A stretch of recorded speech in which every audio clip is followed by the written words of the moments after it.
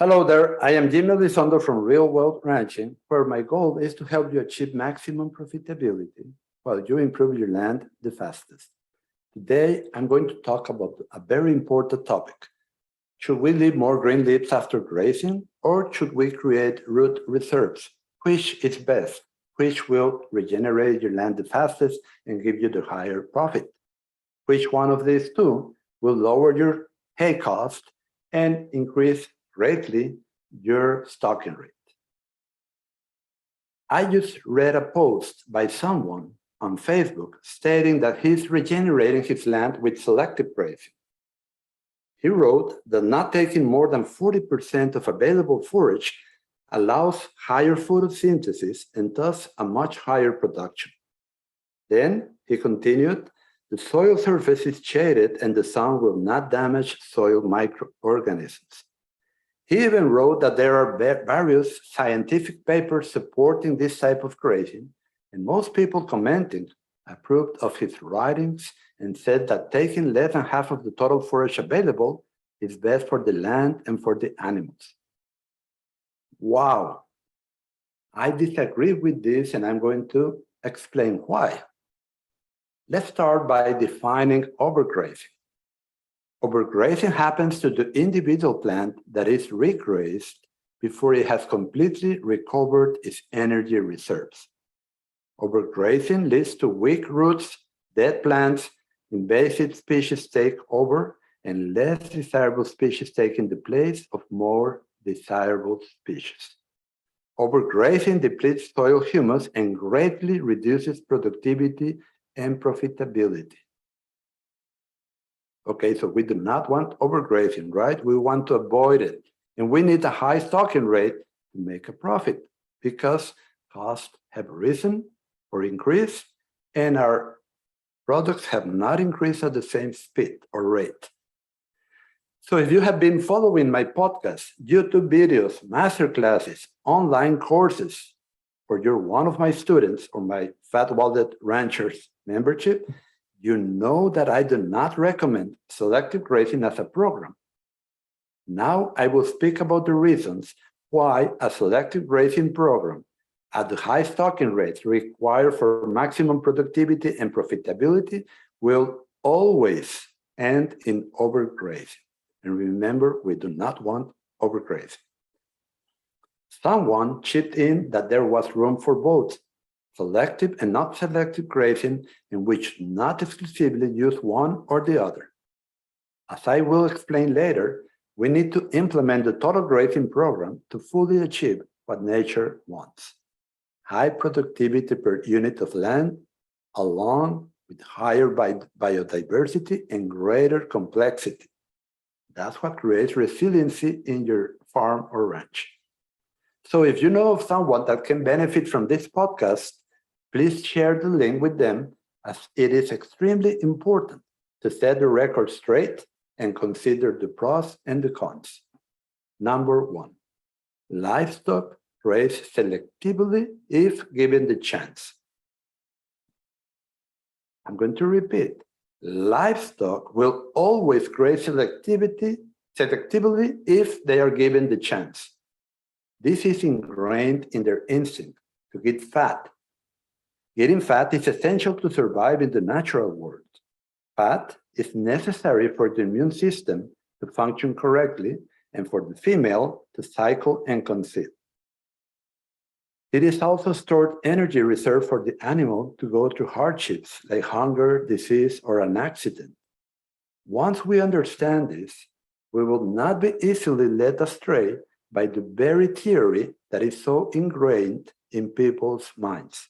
And I am referring to the take half, live half theory, which was made 67 years ago by an experiment for continuous grazing at a low stocking rate. We need to open our eyes and observe nature closely if we want to regenerate our land and maximize our productivity. 2. There are two main trains of thought in respect to faster regrowth after grazing.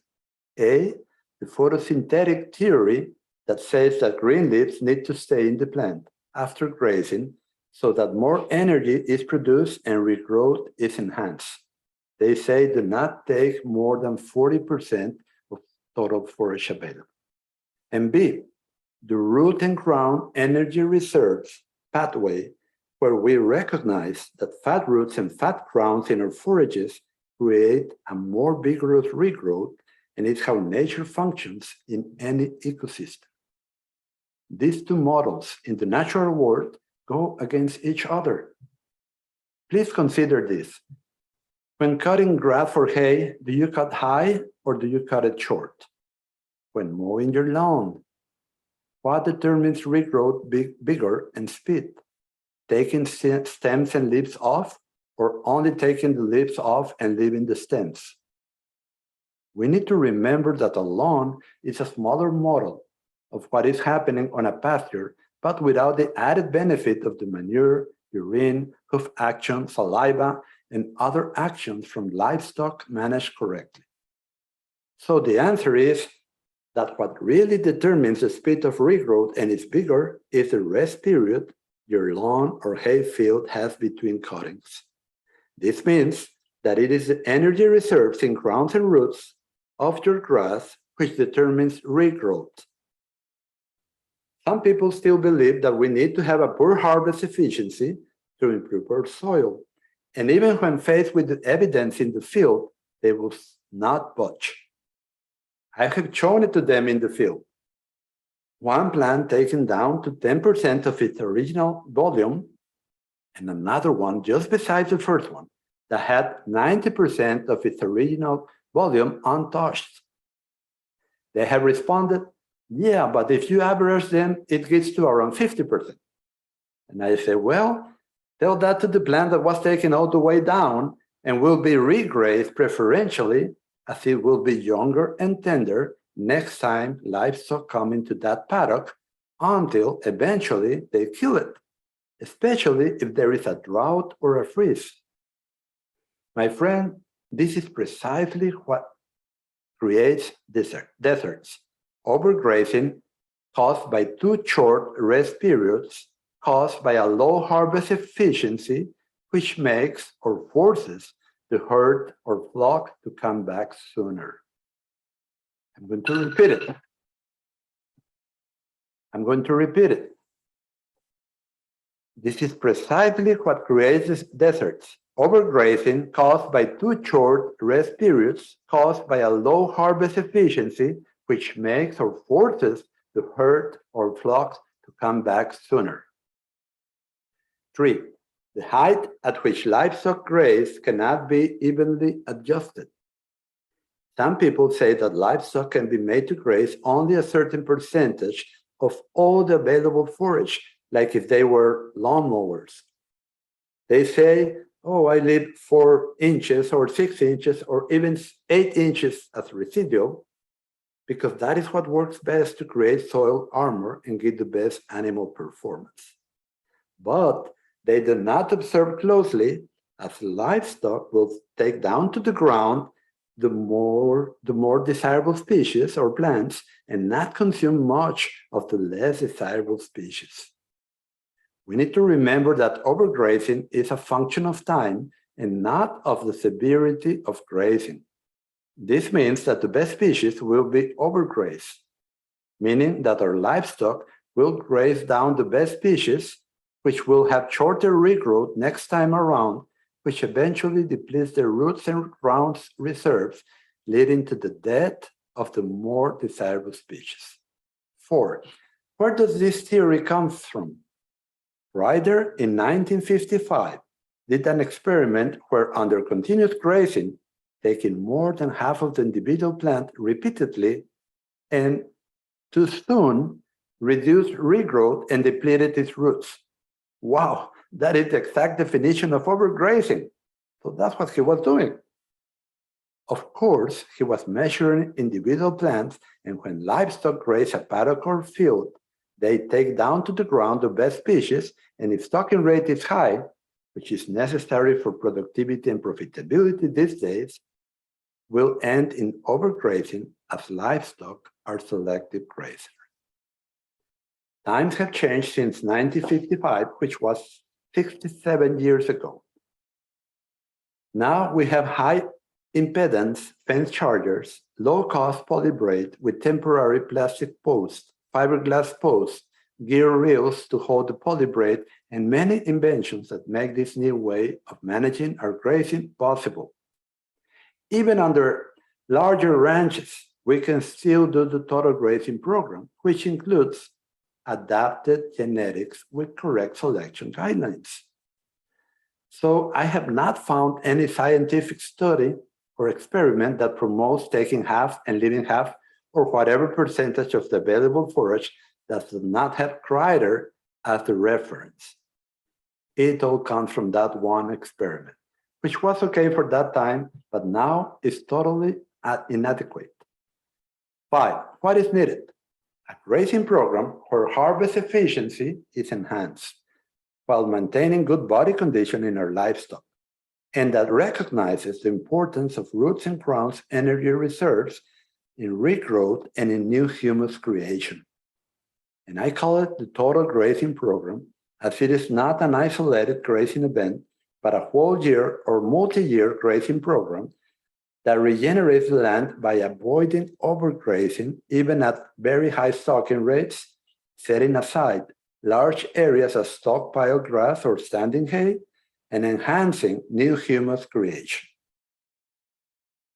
Conclusion and recap. 1. Livestock graze selectively, even if moved multiple times a day. They take the best and leave the rest. It is their instinct. Trampling and leaving more litter is not how most humus is created. Up to 80% of new humus comes from the bodies of microorganisms fed by root exudates.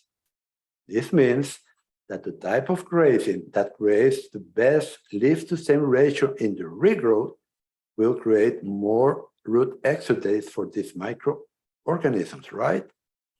Selective grazing also leads to larger interplant spacings, which means a smaller solar panel. 2, to avoid selective grazing, which leads to overgrazing at the high stocking rates required for high productivity and profitability, we need to manage our grazing so harvest efficiency and animal performance is enhanced. 3, the vigor of regrowth mostly depends on energy reserves stored in crowns and fat roots. Leaving more green leaves behind means that selective grazing is taking place and your livestock are changing your forage species composition to less desirable ones.